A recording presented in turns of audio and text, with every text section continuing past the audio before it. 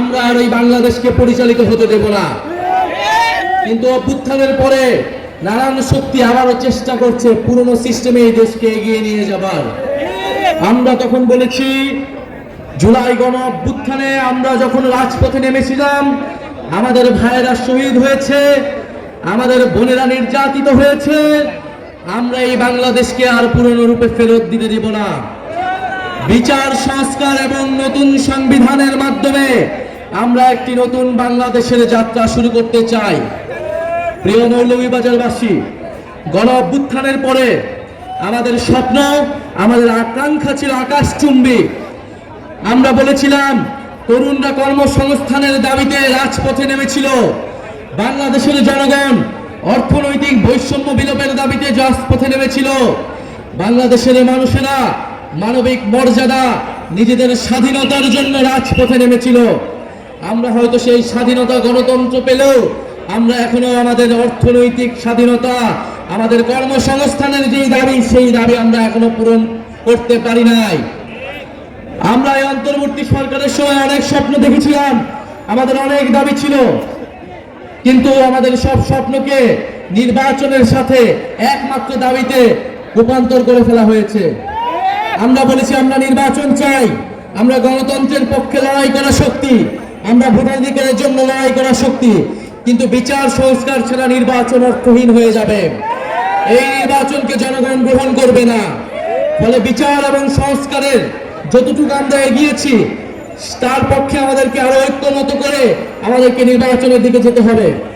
আমরা বলেছি আমাদের একটি নতুন সংবিধান প্রয়োজন, যেই সংবিধানে বাংলাদেশের মানুষের মানবাধিকারের কথা লেখা থাকবে, বাংলাদেশের যে ঐতিহাসিক লড়াই, 1947 সালের আজাদীর লড়াই, 1971 স্বাধীনতা সংগ্রাম এবং 24-এর গণ অভ্যুত্থানের স্বীকৃতি দেওয়া থাকবে, এবং এই সংবিধানে সকল জাতি ধর্ম সকলের সমান অধিকার নিশ্চিত করা হবে। সেই নতুন সংবিধানের বিপক্ষে দাঁড়িয়ে যাচ্ছে বিভিন্ন রাজনৈতিক শক্তি। 72-এর সংবিধানকে রক্ষা করার জন্য বিভিন্ন গোষ্ঠী রাজপথে নেমেছে।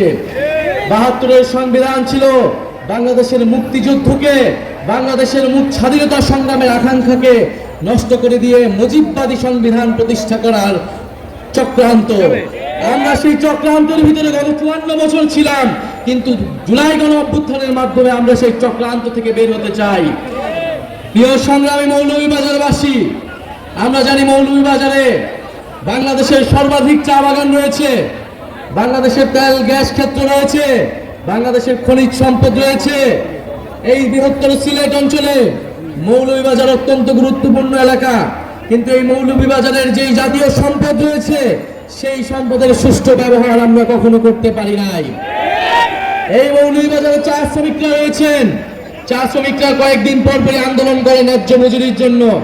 আমরা জানি শ্রীলঙ্কায় চা শ্রমিকরা 550 টাকা তারা দৈনিক মজুরি পায়, ভারতেও 400-র বেশি টাকা তারা মজুরি পায়, অথচ বাংলাদেশে এটা 200 রকম, 179 টাকা মাত্র তারা মজুরি পায়।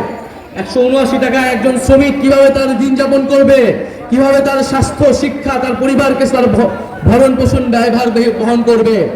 আমরা যেই বাংলাদেশ কামনা করি, সেই বাংলাদেশে একজন চা শ্রমিক তার ন্যায্য মজুরি পাবে, তার পরিবারের, তার সন্তানের শিক্ষা এবং স্বাস্থ্যের অধিকার তারা নিশ্চিত করতে পারবে। আমরা এমন একটা বাংলাদেশ চাই। এই মৌলভীবাজারে আমরা চা শ্রমিকদের অধিকার নিশ্চিত করতে চাই। এই মৌলভীবাজারে যারা বিভিন্ন জাতিসত্তা রয়েছেন, খাসিয়া, পাংখুয়া সহ বিভিন্ন ক্ষুদ্র জাতিসত্তা রয়েছেন, আমরা তাদের অধিকার নিশ্চিত করতে চাই। মৌলভীবাজারে যারা আলেম সমাজ রয়েছেন, যারা মাদ্রাসার ছাত্র রয়েছেন, আমরা জানি জুলাই গণ অভ্যুত্থানে এই মৌলভীবাজার সহ সারা বাংলাদেশে আপনারা ইনসাফের পক্ষে, বাংলাদেশের স্বাধীনতার পক্ষে লড়াই করেছিলেন। বাংলাদেশের সেই স্বাধীনতার পক্ষে, জনগণের পক্ষে, জুলুমের বিপক্ষে আপনাদের যে লড়াই, সেই লড়াই অব্যাহত থাকবে। জাতীয় নাগরিক পার্টি আলেম সমাজের পক্ষে থাকবে ইনশাআল্লাহ। প্রিয় সংগ্রামী বন্ধুগণ, বিবিসিতে একটা রিপোর্ট দেখলাম আমরা, হবিগঞ্জ জেলার বানিয়াচংয়ে, যেখানে পুলিশ হত্যাকে প্রমিনেন্ট করে তোলা হচ্ছে। এই পুলিশ হত্যার দায় আমাদের অভ্যুত্থানকারী ছাত্র জনতাকে দেওয়ার অপচেষ্টা করা হচ্ছে। আমরা দৃঢ়ভাবে বলতে চাই, 3রা আগস্ট আমরা এক দফার মাধ্যমে স্পষ্ট করেছিলাম, আমাদের এই লড়াইটা শেখ হাসিনার ফ্যাসিস্ট শাসনের বিরুদ্ধে লড়াইয়ে পরিণত হয়েছে। আমাদের এই কোটা সংস্কার আন্দোলন ছিল শান্তিপূর্ণ আন্দোলন। শেখ হাসিনার পুলিশ, ছাত্রলীগ, সন্ত্রাসী বাহিনী গুলি চালিয়ে বর্বরোচিত হামলা করে আমাদেরকে অভ্যুত্থানের দিকে নিয়ে যেতে বাধ্য করেছিল। আমরা শান্তিপ্রিয় ছাত্র জনতা বাধ্য হয়েছিলাম প্রতিরোধ গড়ে তুলতে, বাধ্য হয়েছিলাম লাঠি হাতে তুলে নিতে, আমরা বাধ্য হয়েছিলাম ফ্যাসিস্টদের বিরুদ্ধে সংগ্রাম করতে। ৩রা আগস্ট আমরা স্পষ্ট করেছিলাম এই লড়াইটা ফ্যাসিস্ট রাষ্ট্র, ফ্যাসিস্ট বাহিনীর বিরুদ্ধে জনগণের লড়াই। ফলে সেই লড়াইয়ে জনগণের পক্ষে যারা ছিল তারা বাংলাদেশ